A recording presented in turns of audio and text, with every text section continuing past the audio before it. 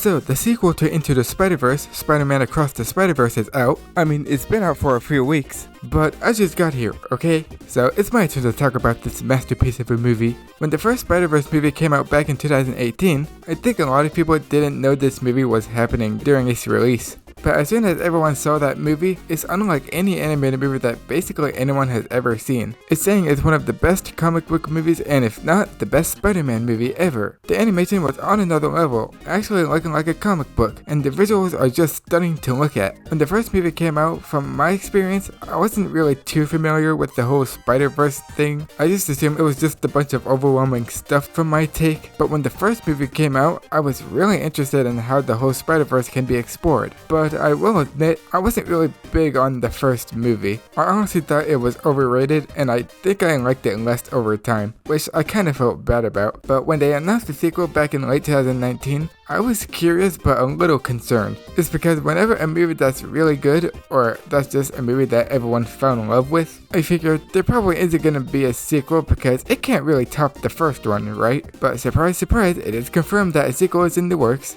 And when that first look teaser came out and said it's gonna be a two-parter, I was kinda surprised. Wait, are we gonna have another Infinity War and Endgame type thing? And after delay, the movie is finally out. And I gotta say, it's one of the best superhero movies and also the best animated movie that I think I've ever seen.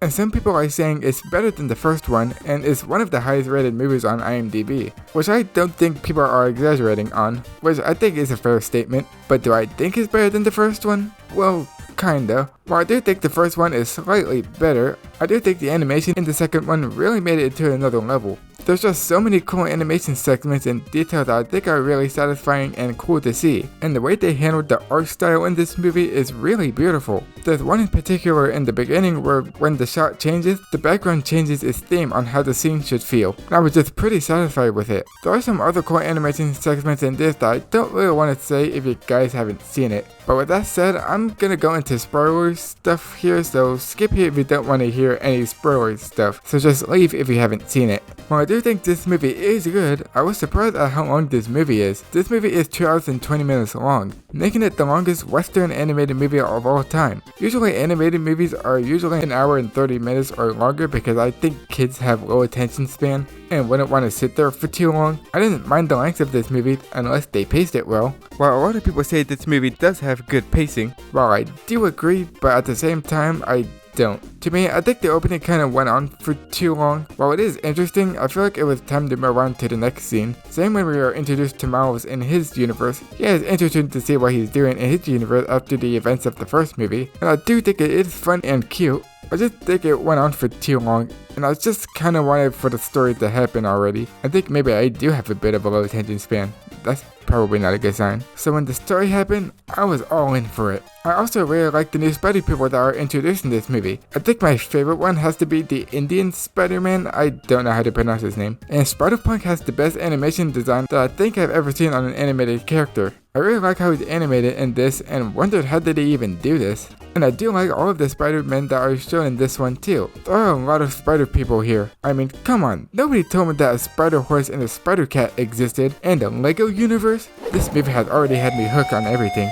I mean, there is fan service added into this, which I think they handled it well in my opinion. The whole canon event thing overall is really interesting to me. Having every Spider-Man going through the same death and losing someone in their life is what makes Spider-Man a hero. Miles has already lost a family member in the first one and doesn't want to experience that again. And Miguel doesn't really respond to this very well. And oh man, Miguel is such a great antagonist in this. He's not really a villain, he just wants to put every Spider-Man universe to follow the same canon event. I don't know if I'm saying that right. Which is a really investing thing to see, but the real villain here is the Spot, going into every universe to make himself more powerful to destroy the Spider-Verse. And man, I really love how this guy is animated. There's one shot in particular that I think is one of the coolest pieces of art of animation that I think I've seen in an animated villain. And then the soundtrack in this is really good. Even though I didn't really connect with it like a lot of people are for some reason, I still find it to be very good. The soundtrack in this one is pretty good at keeping the tension up, at least that's how I experience it.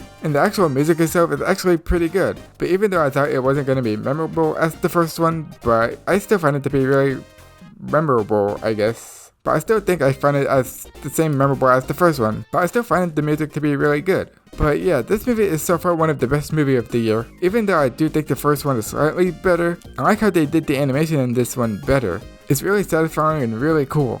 And the second one made me think of the first one very differently, because I think they planned this out in the very beginning. That's how you start a good trilogy, unlike a certain trilogy that they didn't even bother to plan out from the start. It might be possible for them to delay the movie because they haven't really done anything with the story yet from what I've heard. But if they still kept the release date, then I'll be very impressed that they can release this in under a year. So yeah, I'm gonna give this movie a number score because I think it is necessary to. So I'm gonna give it a 9.5 out of 10.